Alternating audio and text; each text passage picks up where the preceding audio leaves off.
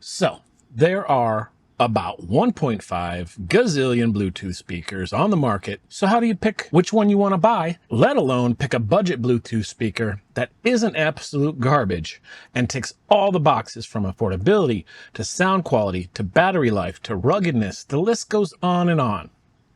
Well, that's what your boy's here for. And these two are on the top of my list. What's up, everybody? This is Carl from Techful Goodies, and today we are taking a look at both the Anker Soundcore original speaker and the Anker Soundcore 2 portable Bluetooth outdoor speakers, and the top 3 reasons that either of these speakers should be a consideration and help you decide if they're going to work for you. Full disclosure, I have owned and heavily used the original Soundcore here since 2016. And I loved it so much that I bought another Soundcore 2 in 2017. Not because the original one had any issues, but because I wanted another one to keep in my car for use when I'm out and about. So rest assured, these look a little rugged and rough and ready, but they have been fully tested. So let's talk about the build quality of these Anker Soundcore speakers. Both speakers are fairly lightweight, but they feel extremely solid and durable in your hand. So for example,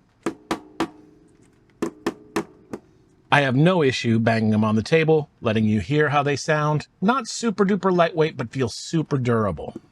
I've had speakers in the past that feel like if you drop them, even from a little bit, they will dent or even shatter. I would have no issue tossing these to a friend with no concerns for accidental drops or anything like that. They're both cased in kind of a durable, protective rubber coating around the outside edge, as you can see here.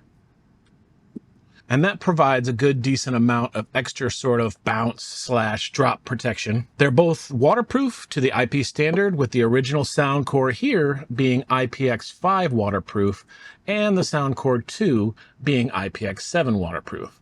And for reference, the IP rating on devices is like an international protection standard rating to describe how a device holds up to dust, water, and other potential harmful substances. In this case, the number 5, which this is the IPX5 waterproof, and the IPX7 is the waterproof rating on a scale from 0 to 9. So not 100% waterproof, but I've never had an issue with spills or light rain, but I definitely wouldn't recommend full submersion of the speakers or any sort of electronics unless they're fully IP rated. Both are equipped with Bluetooth 5.0 for a quick and easy connection, and are spec'd to maintain a connection distance from about 60 feet away. In addition to the Bluetooth, both speakers have a 3.5 millimeter audio jack on the sides. I personally use the Soundcore 1 as my soundbar that sits under my monitor to provide external sound from my computer. Both speakers charge via a small micro USB port here on the side, with the only difference being that the Soundcore 2 actually comes with a rubber door that I'll put a picture up here because I took it off one time and managed to lose it. But it comes with a little sealable rubber door, and I think that's where the IPX5 versus the IPX7 comes in as far as the waterproof protection. On the top of both devices, you have standard buttons of power, volume down, play, volume up, and the button for pairing with Bluetooth. All easy to see, easy to push.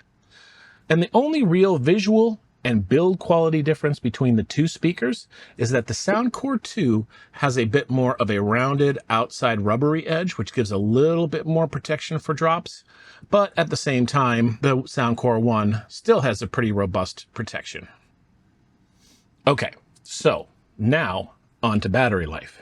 Here is where I cannot say enough about these two speakers. My goal when using a Bluetooth speaker is to be able to play music, and there is absolutely nothing worse than being at a party or using a Bluetooth speaker and having it die on you. The battery life of these two speakers is astonishing, and I am not exaggerating. When I started using the Soundcore 1 here, I kept thinking to myself, am I ever going to need to charge it? Both are spec'd to have a 24-hour continuous playback support, and I've personally used them in the house or at a party for 12 hours or more and still have plenty of battery life left. There is, however, a difference in the battery life between the Soundcore 1 and the Soundcore 2. I have found that the Soundcore 1 has a better battery life than the Soundcore 2. Why is that? Well, I'll explain more in the next sound category, but in general, the Soundcore 2 has a slightly enhanced audio pipeline for a fuller sound and bass, which does affect the battery life, but in my experience, it really hasn't affected the usability of the device at all. But I just wanted to make sure you are aware if you're deciding between either of these speakers. So, speaking in terms of sound quality, this is where the review gets real. If you get these speakers, you should expect great sound quality, but not a deep bass experience that you might expect if you have ever used a Harman Kardon or a Bose speaker, because those are high-end speakers that have an extremely high sensitive bass. This is because the bass you get from a speaker ties directly into the battery life of the device. The more bass, the higher you push the device, and the more battery suffers.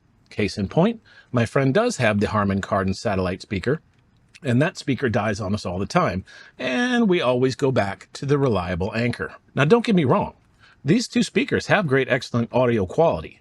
Even though Anker promotes them as having their exclusive bass-up technology, don't expect to shake the room with a tiny device like this. In terms of the real world difference though in sound quality, the Soundcore 2 does have a bit more of an enhanced bass sound and experience, but like I said before, that does affect the battery life. While the battery life is still excellent, the Soundcore 2 does not last as long as the original Soundcore, so you can make your decision and trade-off if you decide to pick either of these up.